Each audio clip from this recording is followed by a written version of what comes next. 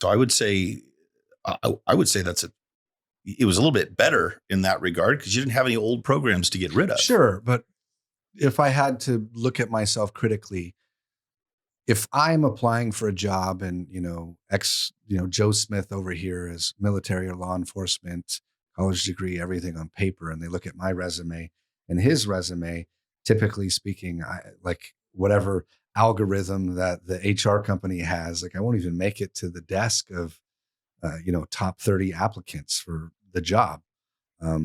My success has always been, hey, I know this guy, Jared, he's kind of great or kind of okay.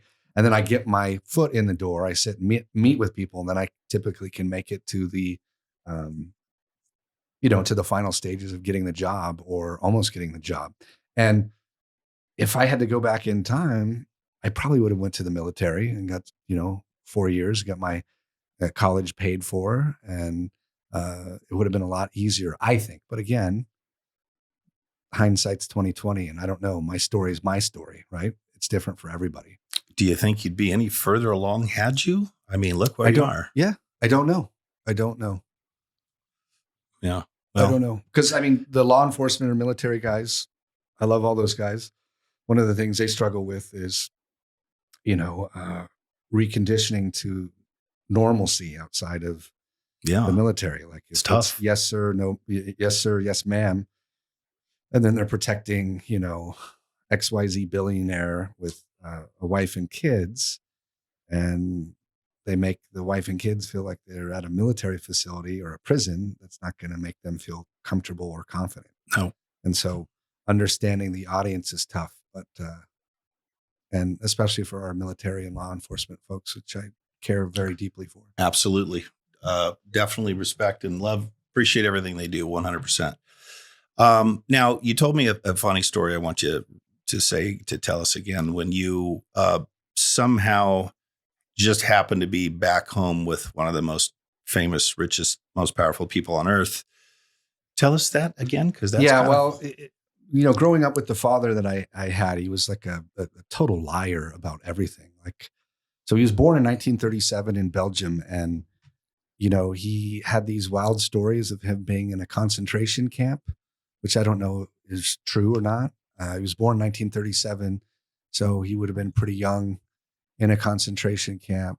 He was either he says he was in it, but I don't know if he was a Nazi sympathizer. He could have been a fucking Nazi sympathizer for all I know. So anyways, these very wild stories. I mean, he would come into classrooms and he would, bring in megalodon teeth or this lemon shark. And he was like, yeah, this is the shark that bit me in the arm, and here's my scar, and this is how I killed it. And all the kids are like, wow, this is amazing. And then, it would be wild story after wild fucking story. And so I got lumped into you're just like your father. You're a fucking liar, and you don't protect people. And it was really cool for me to go to my hometown, pretty far into my career, where I'm standing next to one of the richest, most famous people on earth and seeing all the shitty bullies and kids and naysayers, unsupportive teachers. Like, oh, well, maybe this kid isn't lying about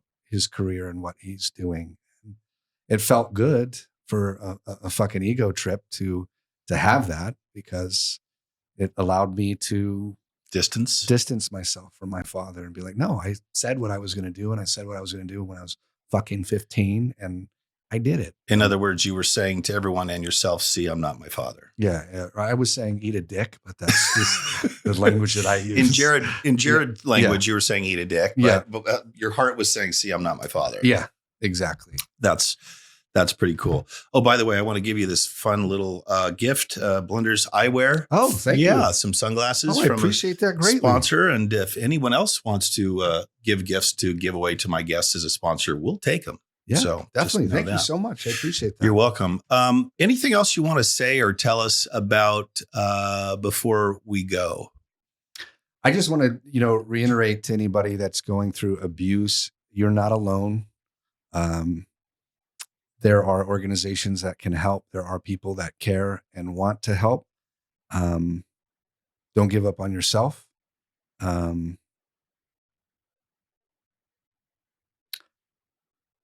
I just had a guy, I just learned on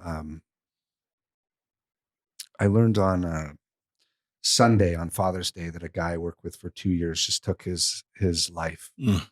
And I know I struggle with that, but I lost an adoptive brother to suicide at another brother's wedding, which was a crazy ordeal. But you kill yourself. That is a final resolution to a problem that I just don't think needs that final resolution. So everybody's hurting out there, and I just call somebody, man. I mean, if you need help, seek it, because the world is a better place when we have those people still alive. And I just lost somebody. We just lost somebody that was an amazing human. So you're not alone.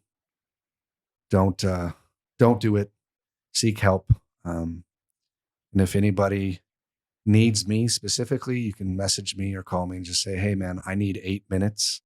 And that can be the code for me to know that you need some help, and I'll be there for you day or night. So yeah, don't let that dark shit take you over. That'll be my final message. Well said.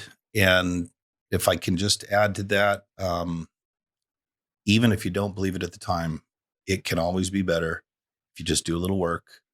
If you just put the booze or the drugs away, or you get out of the bad relationship, or distance yourself from the things that are bringing you down, it can always be better. You just got to do the work. Yeah. So never lose hope. Thank you, my friend. I appreciate you being here. We didn't even scratch the surface of our fun times, but that's okay. We did what I wanted to do, and that was let the world know what you'd been through, how you dealt with it, and how you rose to where you are in spite of it. And frankly, spite is a big reason you are successful, because you were going to not allow anyone to think that you were the same man as your father. Yeah. And that's a very powerful driving force. And you've used it for good.